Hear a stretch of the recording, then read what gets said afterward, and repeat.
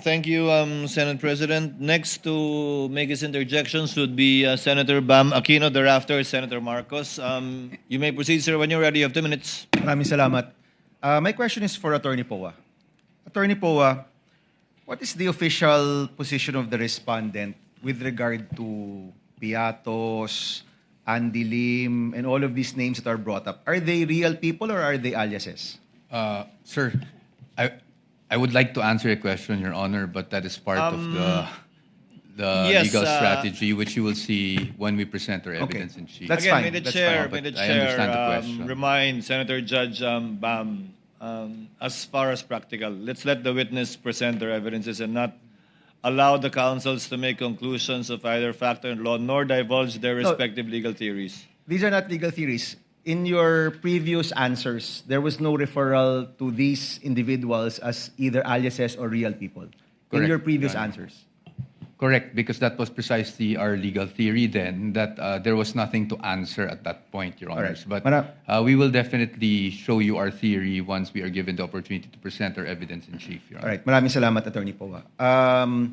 Attorney, during your conversation with the OVP, nung panahong binubuo yung AOM, may nagbanggit ba sa kanila na, itong mga pangalan to, alias to? Or never nila nabanggit yung tungkol sa alias nung nag-meeting sila sa'yo? Nung time po na yun kasi hindi pa nila na-submit yung documentary evidence of payments po. So there's never been any indication from their responses or any calls that these names that are being brought up are indeed aliases? Wala. Wala pong indication. Okay, thank you. Yung ibang ahensya na ino-audit ninyo, gumagamit rin ba sila ng alias? We wouldn't know po kasi dun sa mga document na sinasubmit sa amin, hindi naman po naka-indicate if it is an alias or not. And it's not up to you to find out whether these are aliases or not. Yes po, since wala naman pong provision dun sa joint circular, Your Honor, with respect to the Okay. aliases. So itong paggamit ng alias, to your knowledge, hindi nyo alam sa mga ino-audit ninyo, but to your knowledge, gumagamit ba ang ibang ahensya ng mga alias?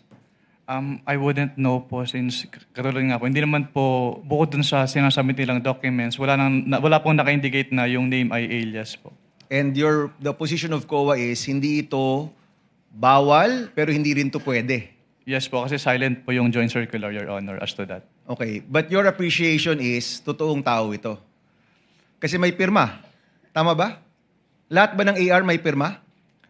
Sa pagkakaalam ko po ay meron naman po. So kung alias, at di ko naman pangalan to, pipirmahan ko pa rin. Or pag alias ba, dapat wala nang pirma. I wouldn't know po if it is an alias since wala naman po naka-indicate dun sa document that it is an alias po. Okay, and we'll give the defense their time later on during their part to talk about this more as part of their strategy. Sige, let me change topic. Ito yung mga tanong ni presiding officer, ni Senator Cayetano rin. Yung pag-escalate from AOM to notice of suspension, to notice of disallowance, to referral to the ombudsman for cases. Years ba ito? Time ba ito? Oras ba ito? Ano yung decision point ninyo para iakyat to the next level yung or i-escalate to the next level yung mga utos ninyo?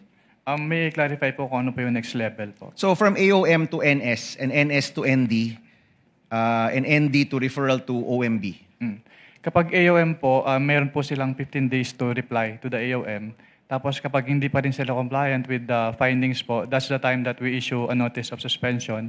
At kapag naka-receive po si agency ng notice of suspension, meron po siyang 90 days within which to comply. Pero pag hindi po rin po sila compliant, then doon na po kami mag-i-issue ng notice of disallowance. Okay. In general, not the case of the OVP and DepEd, kapag may notice of disallowance na, naniningil na kayo, di ba? Yes po. And the next step is to refer to the ombudsman.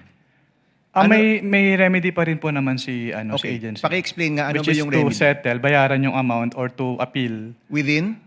within 180 days po from the date of receipt po ng disallowance. Okay. So we will find out with the next witness when that notice of disallowance was at kung pasok pa rin sa 180 days. Kung wala pa rin sa 180 days, then you refer to the ombudsman? Yes po, kasi pag hindi po sila nag-appeal at hindi rin po sila nagbayad, nagiging final po yung decision and that's the time na we refer na po to the Office of the Ombudsman kapag Okay. hindi po sila nag-comply. At meron ka bang knowledge about the status of these disallowances right now? Wala po. Since confidential po yan, hindi naman po yan ina-announce sa buong COA, so I wouldn't know po. So let me ask the prosecution, final question. Is that the next witness? Is that going to be the testimony of the next witness? Itong disallowance, 180 days na lumipas, at kung may referral to the Ombudsman? Yes, Your Honor. All right. Thank you, Mr. Presiding Officer. Thank you, Senator Judge Bam Aquino. Next will be Senator Judge Marcos for her interjections. Thereafter, Senator Judge Risa. Kindly prepare. You may proceed, ma'am. When you're ready, you have 2 minutes. Yes, maraming salamat, Ginoong Pangulong Hukom. Itutuloy ko lang yung tinatanong ko kanina dahil may nabanggit kayo ng presumption of misappropriation. Tama ba? For personal use. Based on the joint circular po, meron po. Oo, tama. Pagkatapos nun, tinitingnan ko yung joint circular at maliwanag that the presumption for misappropriation arises against the accountable officer. Di ba? Yes, Against the accountable officer.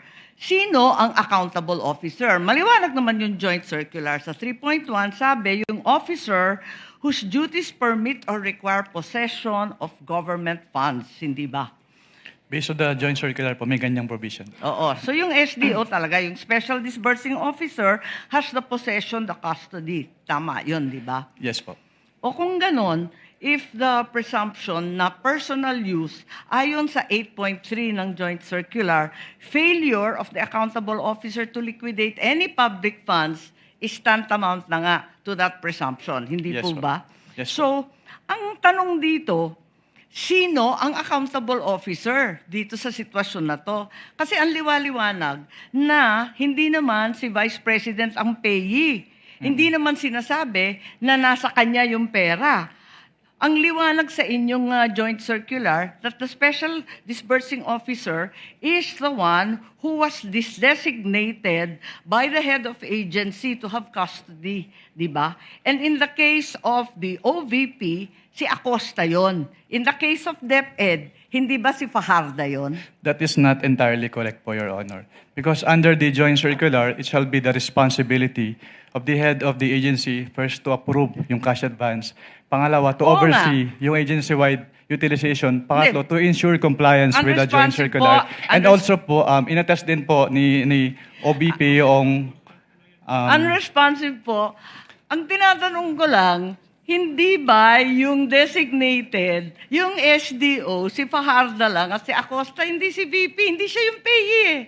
Ang liwaliwanag. Pero ang sinabi niyo po kanina, yung accountable officer. Kaya nga, so yung accountable officer, yung SDO, nasa JCD Hindi lang yan po eh. si SDO po yung accountable Hindi, officer, or, Your Honor. ang sabi doon, head of agency or person designated.